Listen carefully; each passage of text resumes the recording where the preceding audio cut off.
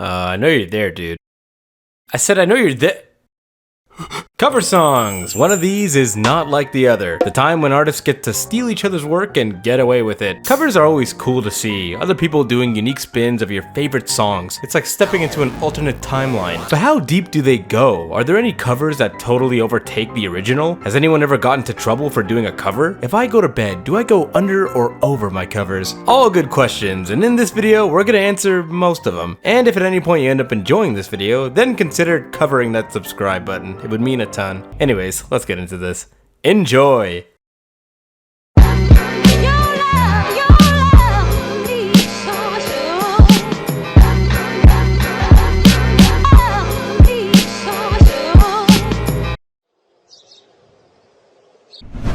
Hey, here we are at Sam's Sleep Emporium, where bedtime is the best time. You know, I wonder if anyone's ever done a cover of a cover. Has that ever happened before? Like the person covering the cover, did they know they were doing a cover times 2? How many times am I gonna say this word?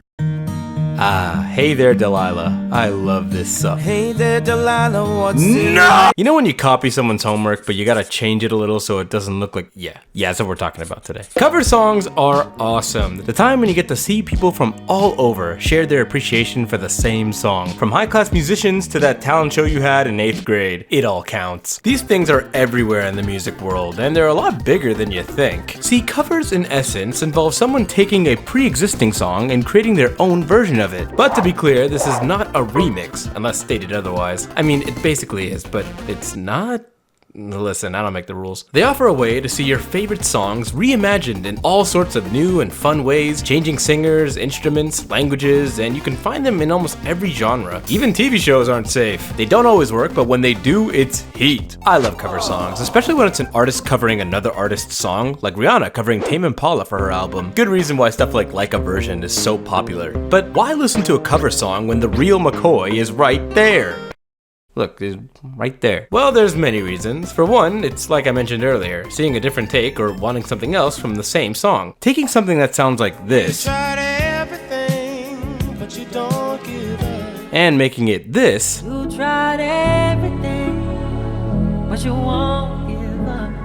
Could be appealing to a lot of people. I hate those times when you find the cover song first and then you go back to the original and it's like, ugh, it's not the same. I love Frank Ocean's cover of Aaliyah's cover of the Isley Brothers song. Damn, I didn't think we'd get here so soon. Seems like taking out the drums really does something, huh? And tons of reggae and calypso music have people covering and sampling each other's stuff all the time. Maybe tweaking some lyrics or instruments here and there. I'm still in love with you, boy. You ever see a cover not in the same genre? It sounds weird. It's kind of weird, but it's happened a lot, like back in 2001 when rock group Alien Ant Farm covered Michael Jackson's Smooth Criminal and became a chart-topping hit.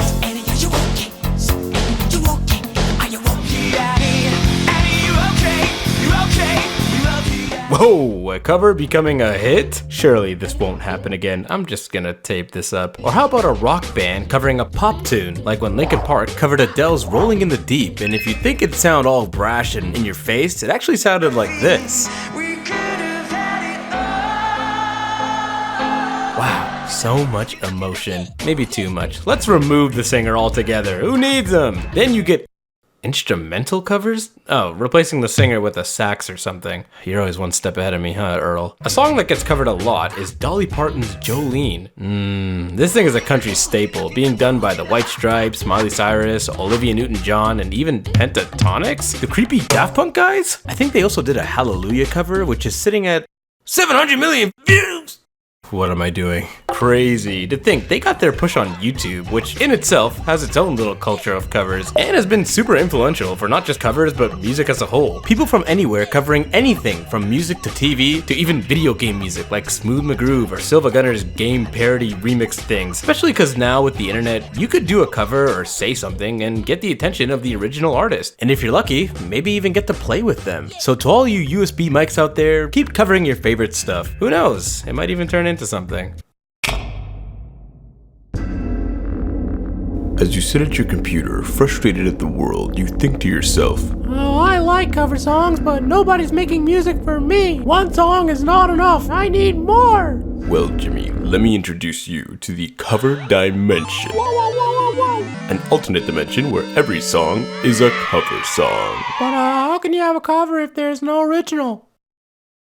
The cover album. One song isn't enough, you're greedy. A whole project filled with covers, aka a label's worst nightmare. Usually when artists do these, they tend to handpick an array of different songs from different artists to show their range. Take a look at Weezer's album Weezer. Not Weezer or Weezer, especially not Pinkerton. No, this Weez consisted of covers of popular 80s tunes. It also wasn't that good. A good one would be rap rock group Rage Against the Machine and their album Renegades, covering people they deem to be unique in some way in their style. There's a bunch of rock bands here and legendary artists, as well as covering rap songs by Eric B. and Rakim and Cypress Hill. But, that's true. We don't get many covers of hip-hop songs. I wonder why. Package for, Mr. Bites? How did he find me here? It's okay, he does this every time. Carry on. 50 rap tunes to sing along to. Oh, that's sweet. I don't know if you noticed, but throughout this video, I've neglected to mention any hip-hop. I mean, you don't really see a lot of people covering each other's raps. Why is that? Now, I'm not the first person to bring this up, and it actually has happened before, and I do think I have a legit answer. Only problem is, my answer is a whole ass thesis, so the TLDR is, there's many reasons. From the poetry side of things, to the cultural aspect, all the way down to the individual rapping. These all blend together and make it hard for one person to cover another person's rap. Again, this is just the abridged version. Here's the whole thing if you want to read it, but let me know what your favorite cover song is, if you have one, any genre. I'd love to know. Unless you say one of those weird ass guitar rap cover things, then you are not human. You are the alien. Okay, where was I? Yes, cover projects. Look at you. You didn't even say anything. You didn't even try to remind me. You know, back in 2013, Anderson .Paak was breaking onto the scene with an EP titled Cover Art, where he would cover a bunch of songs. Nowadays, coming out with a cover project to break through doesn't seem like the best idea. Just make your own song, you lazy freaks. But way back when, this was actually the norm.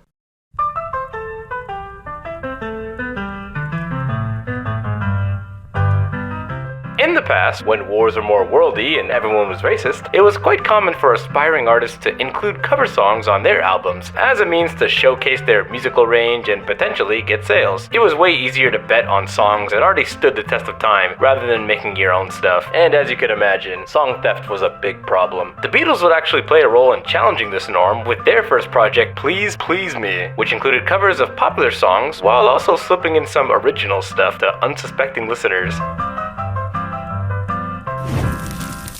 And it's funny, because we always seem to come full circle with peeps like Michael Bublé, Susan Boyle, and jazz band Bad Bad Not Good blowing up by covering and reviving songs their own way. I mentioned Frank already, and even The Weeknd did it early on.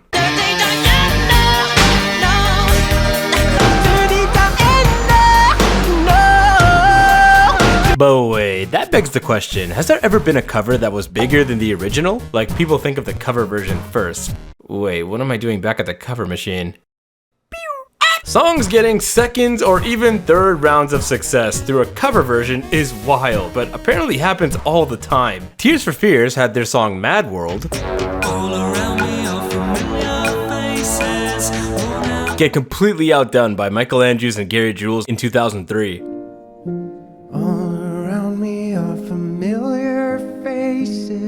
Bet you didn't even know that was a cover. And it was for a movie! A more recent example would be Madcon and Måneskin's versions of Beggin', with Måneskin doing a cover of Madcon's version. And you can tell they covered Madcon's version and not the original because in Madcon's version, the little rap that they do can be heard in the Måneskin version. An older one is Jimi Hendrix's cover of Bob Dylan's All Along the Watchtower. Hendrix rendition, featured on his album, became a massive hit, surpassing the original in every way. It was so big, it even influenced Dylan himself, who from then on took inspiration from Hendrix's version when performing the song live. Literal cover of a cover. Again.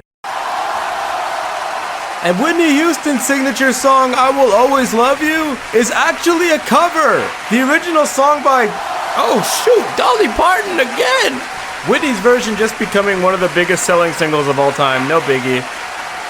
I also asked you guys for some cover songs, and you gave me some good ones, not gonna lie. Bjork's version of It's Oh So Quiet on her second album is now her signature track. Hallelujah is a Christian staple, and although the Pentatonix version is the main version for now, Jeff Buckley and Leonard Cohen's versions are staples in their own right. I was seeing JPEG a lot, his version of Call Me Maybe pulling a Gary Jules. David Bowie's song, The Man Who Sold the World, has been covered by a ton of artists, the most popular of which being Nirvana's version for MTV Unplugged, but my personal favorite being Midge's version. It's just so dark. Streetcar by Daniel Caesar covering Kanye's song, and Radiohead's Weird Fishes has gotten a couple mixes. Now these are all cool, in fact ice cold, but there's one cover in particular that I feel speaks to the nature of cover music perfectly, and I'd be remiss if I didn't at least mention it. Probably one of the most interesting cover songs to ever grace a microphone, this coming from Johnny Cash and his infamous cover of the Nine Inch Nails song Hurt. Hurt myself. Released during the end of his life, lots of people were skeptical about him doing this song, including both Cash himself and Trent Reznor, the original song's creator. Cash was a 50s country singer, and Trent was the hottest bad boy in town. They should not mesh. But with enough push by producer Rick Rubin, the boys caved, and the song eventually got made and came out on his final album, American 4, with a music video coming out shortly after, chronicling his life. I hurt myself today. A much slower and reflective rendition, this would almost instantly garner critical and commercial acclaim. His emotional interpretation just struck a chord with listeners, including Trent. So much so that Trent has gone on to say that the song, quote, isn't even mine anymore. Now considered to be one of Cash's best works, it's also regarded as one of the greatest cover songs of all time. Trent sent his kid off to college and she just never came back. Insane. Ugh, I'm getting tired. I think to wrap this up, I'm gonna go to that Johnny Cash cover, cause Trent's song taking on a whole new life can kind of be said about every cover in a way. I really like what Trent said about it all because it sums up covers perfectly in my opinion. Quote, it really made me think about how powerful music is as a medium and art form. I wrote some words and music in my bedroom as a way of staying sane about a bleak and desperate place I was in. Some thinking how that winds up reinterpreted by a music legend from a radically different era/genre and still retains sincerity and meaning. Different, but every bit as pure. So if I've learned anything, I guess it's that good songs never really go out of style. Unless it's Kids Bop getting their grubby little hands on it every time, and those little shits keep fucking up all the songs, and they're all like 44 now. Why do people keep buying this shit? Still haven't forgiven them for Gorillaz. This whole thing kind of reminds me of what Taylor's doing, re-recording all her old stuff so she actually owns it. I mean, she's basically covering herself, right? You can't convince me otherwise. Anyways, thanks for watching. If you want something else, check out one of these two. They're pretty good. Now, if you'll excuse me, I still gotta figure out if being under or over the covers is optimal sleep meta. Excuse me, sir. You said you were leaving 15 minutes ago. Security.